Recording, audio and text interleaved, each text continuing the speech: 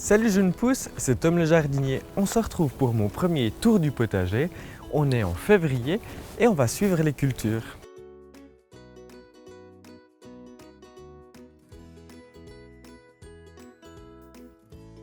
Avant de commencer la visite du jardin, je voulais te préciser que je suis à 800 mètres d'altitude environ. Mon jardin peut craindre les gelées pratiquement jusqu'au 15 mai. L'année passée, j'ai eu un printemps assez dégueulasse, il n'y a pas d'autre terme. Il a fait moche presque jusqu'au 1er juin. Donc dans mon potager, j'ai des bacs comme ça en bois qui me permettent d'avoir toujours les mêmes parcelles de culture, donc une sorte de délimitation, et ça empêche aussi quand l'herbe est bien tondue que les limaces passent de ma zone engazonnée à mes cultures. Ces planches de culture font toutes 1,20 m sur 4 mètres. Elles sont comme ça, toutes standards si j'ai besoin d'utiliser par exemple des tunnels de protection, etc., etc. Là, on se trouve vraiment tout au fond du potager. Derrière moi, la culture de framboisier qui mérite bien d'être un petit peu entretenue.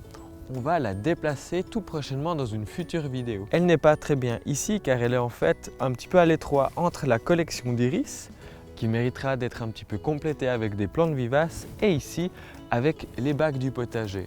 Ici on se trouve dans la parcelle, il y en a 4 exactement, où je cultive mes légumes vivaces. Donc ici ça se voit pas encore, je vais déplacer les artichauts que tu verras un petit peu plus tard et là-bas c'est la culture du safran qu'on a planté ensemble à l'automne. J'ai déjà récolté quelques petites fleurs. J'espère en avoir plus l'automne prochain. Juste devant toi, j'ai ma culture de fraises. Elles sont toutes de la variété Wädenswil 6. Donc c'est une variété particulièrement sucrée qui n'est malheureusement pas très adaptée à la conservation, donc il faut les manger tout de suite. Il me reste à peu près 15 bacs de légumes parce qu'il y en a encore 2 que je t'expliquerai ce qu'il y a dedans. C'est un petit peu particulier, me servent à faire une rotation des cultures où c'est que j'essaye d'éviter d'avoir le même légume ou en tout cas la même famille de légumes sur 3 voire 5 ans au même endroit. Donc là il reste un petit peu de mâche et juste à côté des choux kale. Dans mes cultures de légumes, je me rends compte que j'aurais pu faire beaucoup mieux. En gros, il me reste ici de la mâche, ici des choux kale et quelques salades de Trévise et c'est à peu près tout. Quelques poireaux par là. J'aurais pu avoir beaucoup plus de récoltes parce que je me rends compte qu'en ce creux de l'année, j'ai pratiquement plus rien. C'est pour ça que j'ai déjà commencé quelques semis ce printemps. Enfin ce printemps, on est quand même au mois de février. Dans les bacs juste devant moi, j'ai mis des fèves et des épinards. Un bac un petit peu particulier, c'est ici le bac des aromatiques.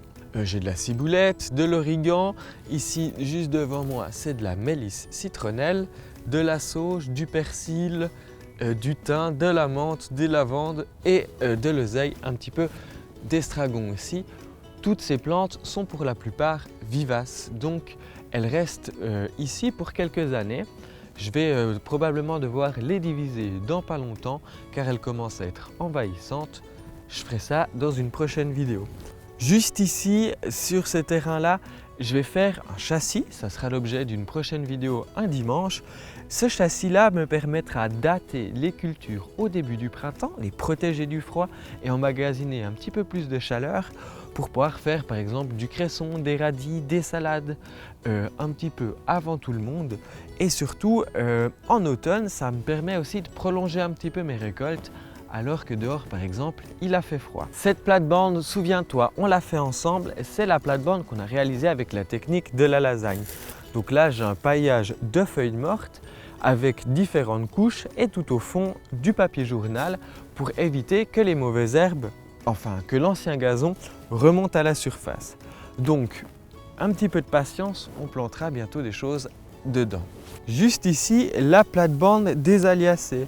Ici, c'était de l'ail blanc qui se récoltera jusqu'à, je crois, à peu près juin. On verra dans quel état il avance.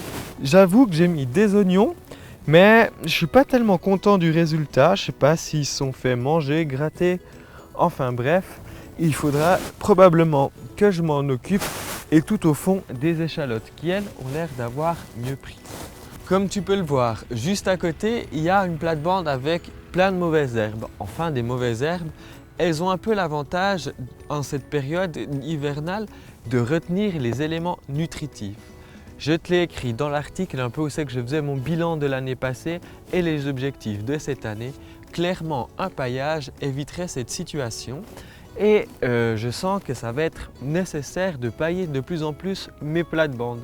On l'a vu l'été passé avec la canicule, les tomates auraient bien apprécié un paillage à leurs pieds pour garder un petit peu plus d'humidité, éviter les à-coups dans les arrosages, ce qui aurait évité probablement la maladie du cul noir. Tout autour du jardin, l'année passée, j'ai créé cette plate-bande, mais j'aimerais qu'elle continue sur le reste du pourtour, notamment dans la collection des iris, qui est en piteux état, envahi par les mauvaises herbes. Il faudra dès la fin de la floraison que je m'en occupe pour qu'elles arrivent à avoir une jolie floraison l'année prochaine. J'aimerais aussi les agrémenter avec de nombreuses autres plantes vivaces, des arbustes aussi pour donner un petit peu de volume et surtout avoir une floraison quand les iris sont fanés. Donc ici tu peux le voir déjà, il y a des perce-neige et on n'est que le 22 février. Voilà, merci d'avoir regardé cette vidéo. On se retrouve mardi pour une prochaine vidéo. Je te parlerai du locavorisme, donc rendez-vous mardi à 16 h. D'ici là, bon jardinage. Ciao jeune pousse!